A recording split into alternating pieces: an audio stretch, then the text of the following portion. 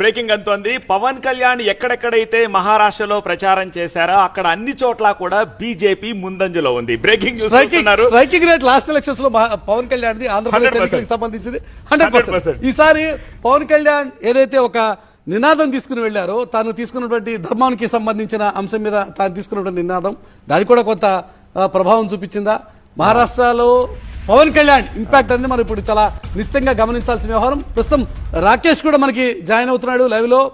Latest updates అందించడం కోసం పవన్ కళ్యాణ్ ప్రచారం చేసినటువంటి ప్రాంతాలు, ముఖ్యంగా తెలుగు ఓటర్లు ఇన్ఫ్లుయెన్స్ చేయడం కోసం తెలుగు నాయకులు వెళ్లి చేసినటువంటి ప్రయత్నాలు, వాటికి సంబంధించిన అప్డేట్స్ తో ప్రస్తుతం రాకేష్ సిద్ధంగా ఉన్నారు. రాకేష్,